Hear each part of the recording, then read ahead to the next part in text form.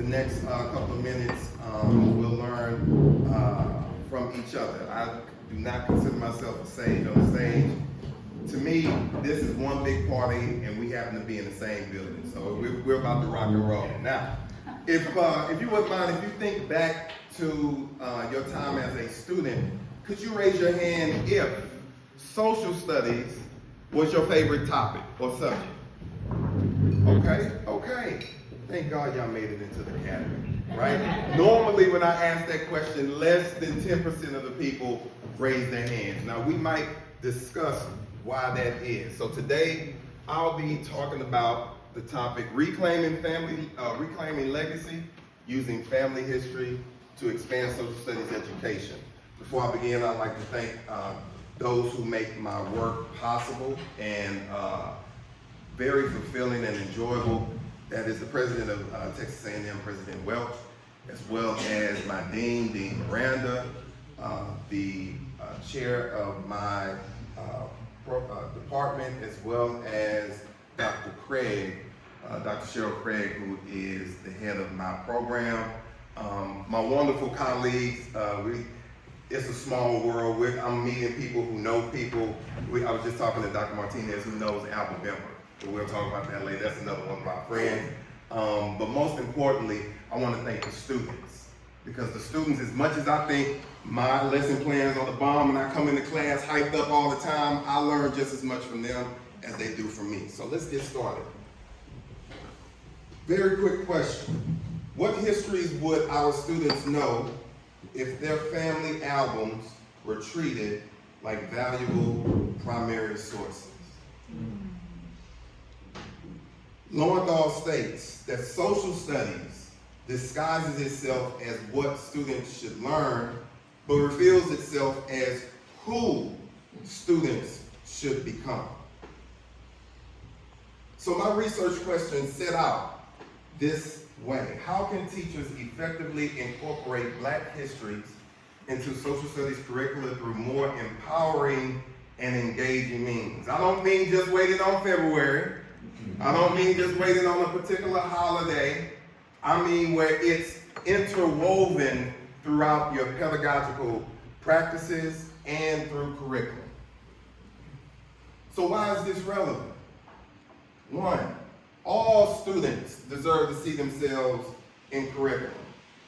Take for instance, right now, if I took a picture of the people in this room and I showed it to you a week from now, a month from now, a year from now, who would you look for in that picture?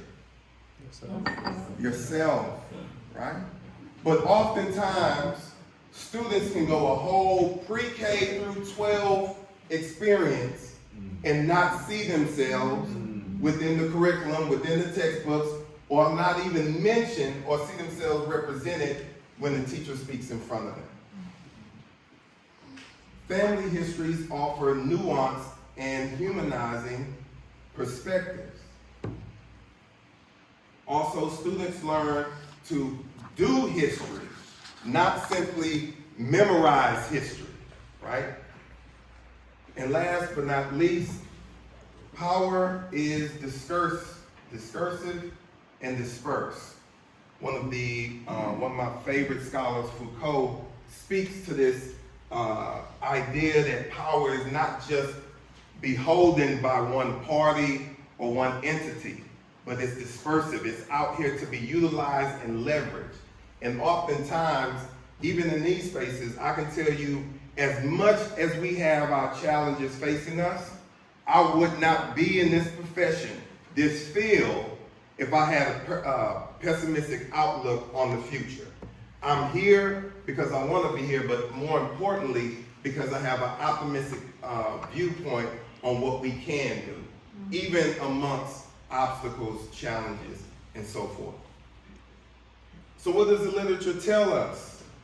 Boom, Black history is often reduced to oppression or liberatory binaries, neglecting the full complexity and even the everydayness of Black experiences, right? Oral and family histories preserve cultural memory that often challenge dominant narratives and support identity development for Black students and low-key for all students. Also, Black communities have used social studies as a tool of resistance, civic engagement, and institution building.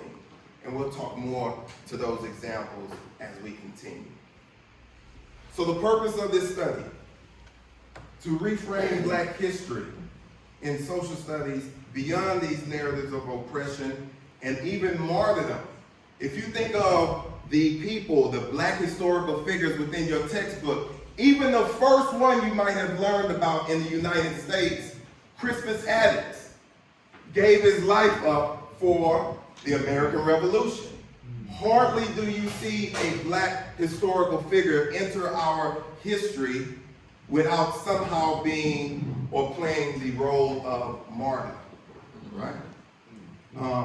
Also, we want to look at and we'll illustrate how Black achievement is a cornerstone for understanding various contexts historically and contemporarily. Please excuse the spelling and grammar. Also, the purpose of this study is to use critical family history and one that I am somewhat partial to, curricular and pedagogical resuscitation as an empowering theoretical and pedagogical framework.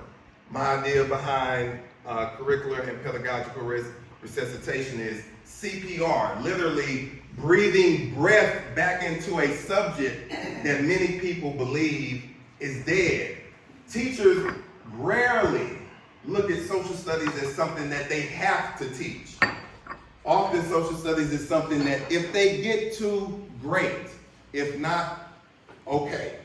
But I look at social studies as almost like mac and cheese, right, to an entree.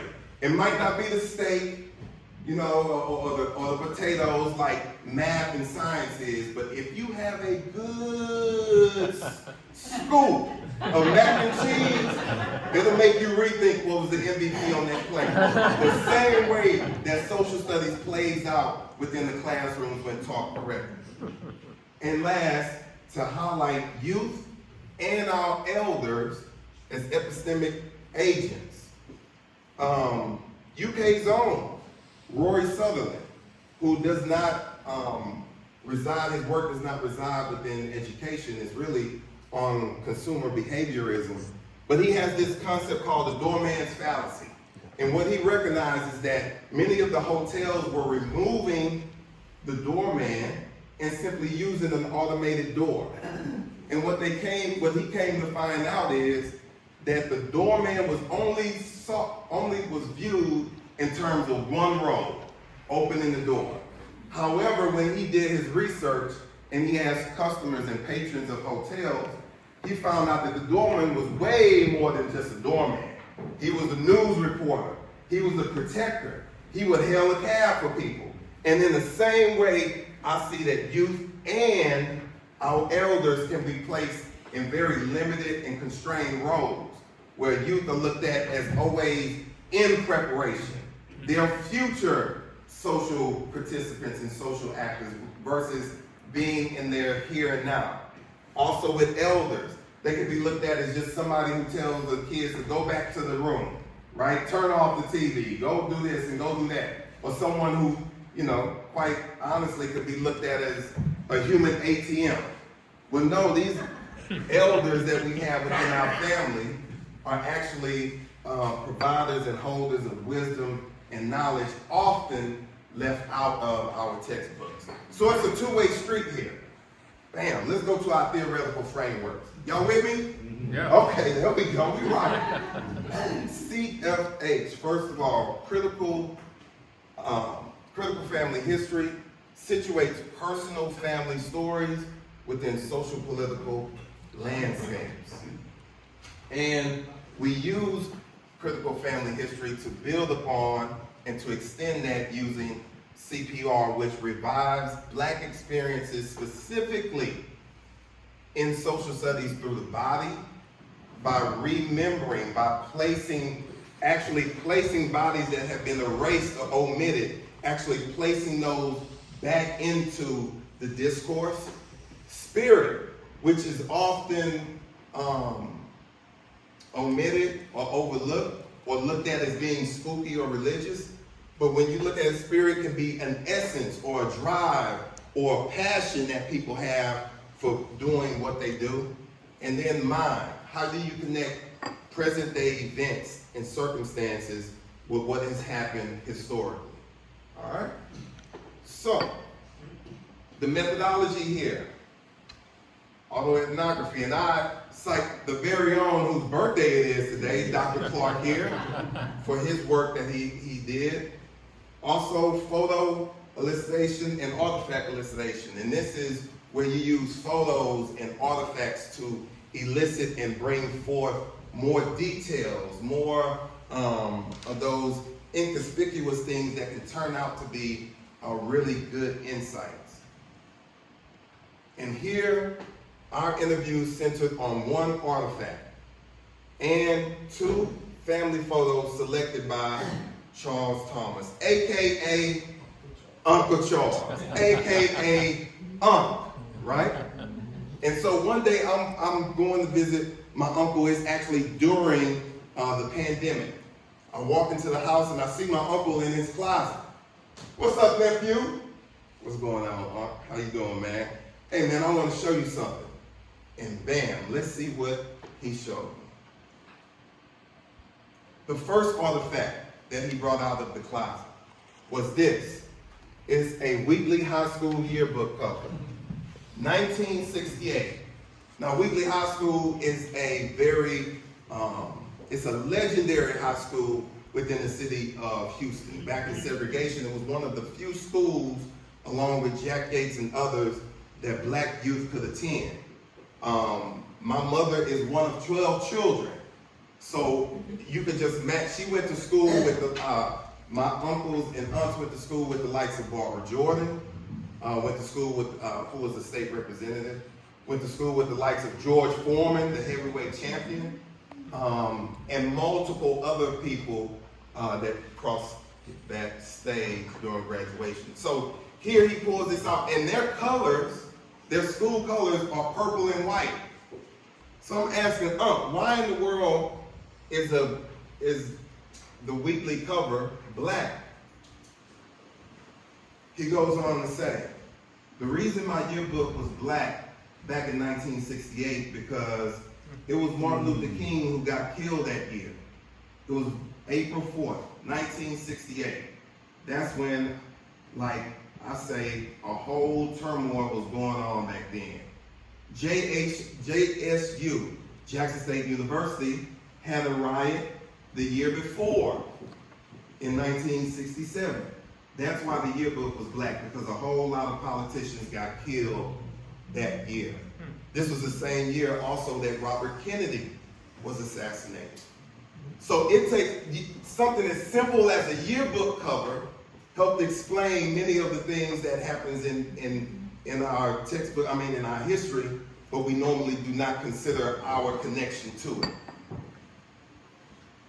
Here you have my uncle as he continues through college.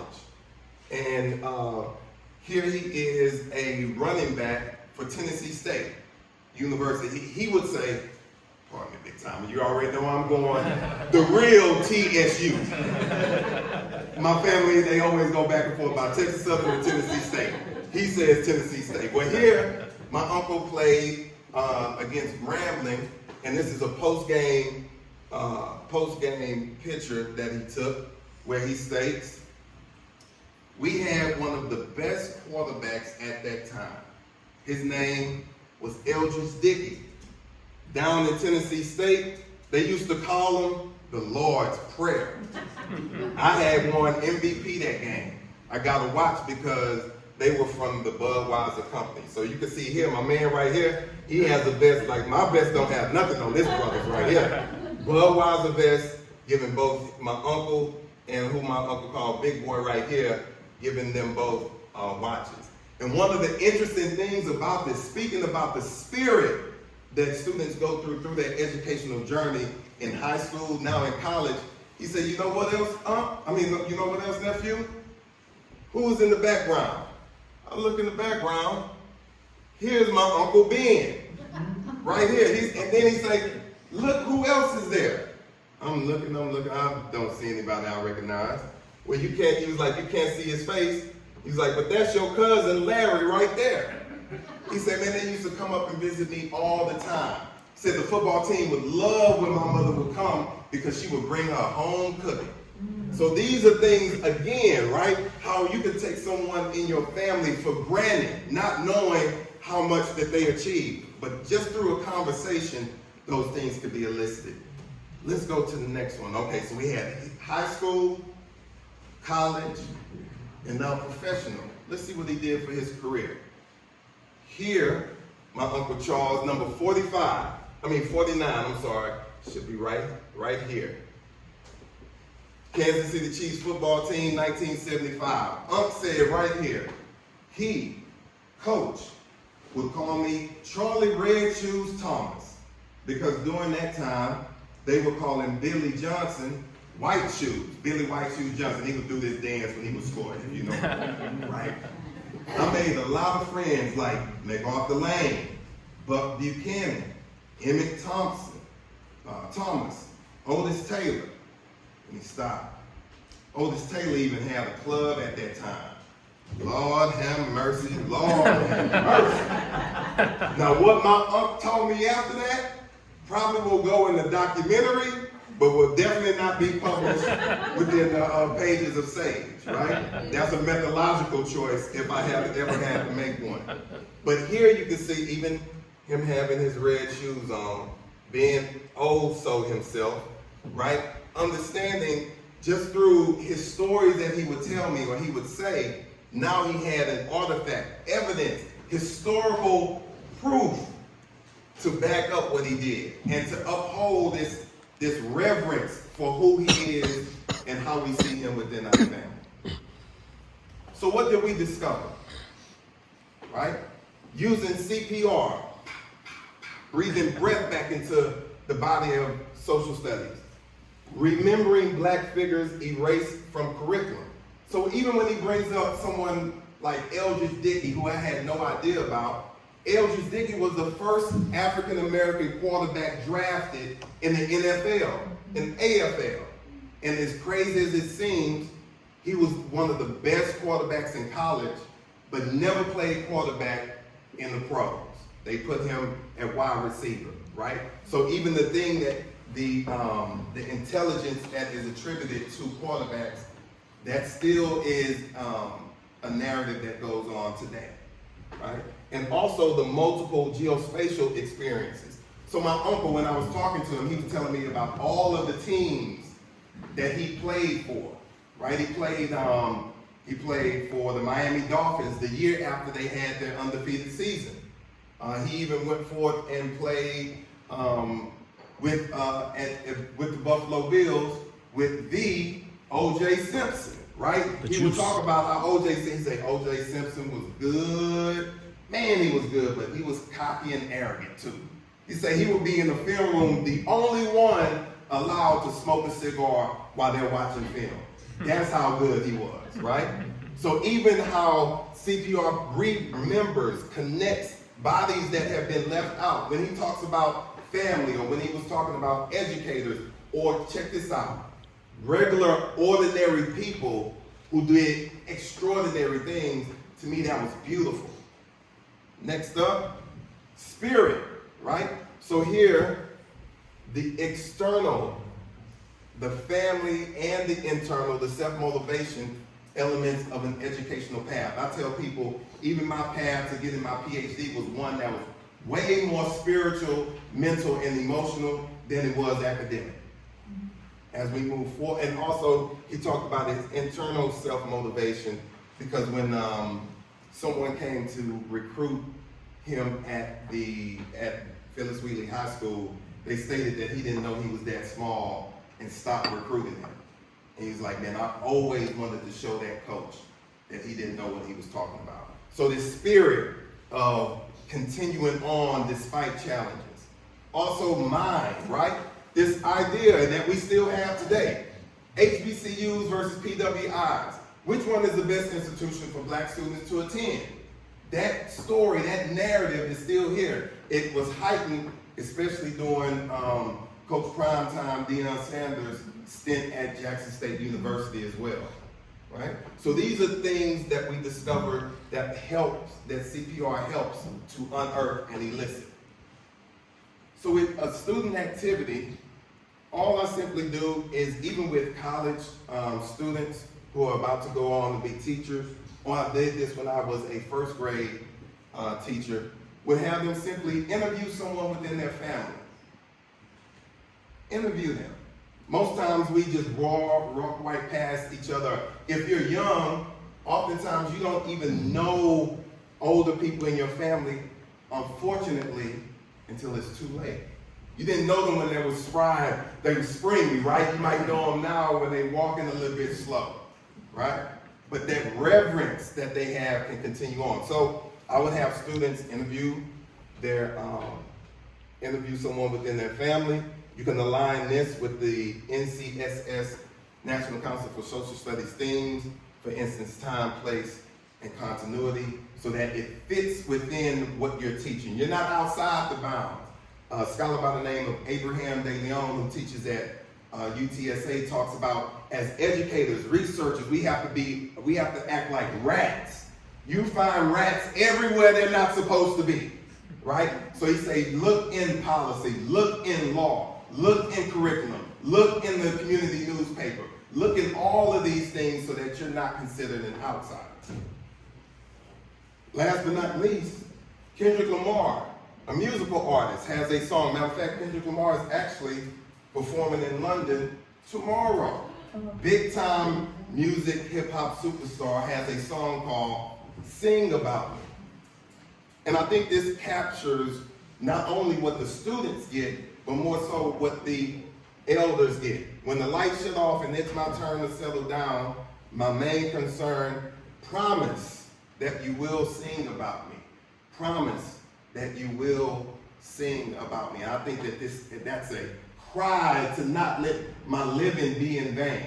Even if politicians, legislators, curriculum makers don't see the people within our family with value, we are supposed to take that on. In a lot of ways, I get tired of trying to debate who I place value in. So I'll show a way how this works outside of the classroom. Just last week, it was my family reunion, and we had what we call the Magnificent Eight, right? The Great Eight, and which includes my grandmother and her 7 siblings. And what we had, all the young people within the certain family tree, and if I'm play that for you, each person is represented by someone within their family that has a write-up about that person. One of our uncles owned the Negro League baseball team, so forth and so on, went to war, so forth and so on, right? So even if they don't make it in the classroom, they still make it in our hearts. Next up, you might ask, what is Uncle Charles doing now? Well, this is the same family reunion, and this is Uncle Charles doing the stanky leg, right? So it's still, you can't tell him anything right now. He still feels like he's the man, and God knows after this presentation of me talking about him way across the pond at Oxford, he will be proud of this going on right now. So concluding thoughts. Wherever you go, there you are. This is a statement that is attributed to Confucius. However, I would like to add to that and extend that to say wherever you go, they are there also, right? So understanding that children bring what is called a virtual school bag to the classroom. And it's up to us to help them go through that bag, the good, the bad, the ugly, but especially the achievement and accomplishments that oftentimes are missing within textbooks. That said, I would like for you to think about who's in your family that deserves to be in the textbook? And if they're not in the textbook, how can you bring them into a classroom setting? Thank you.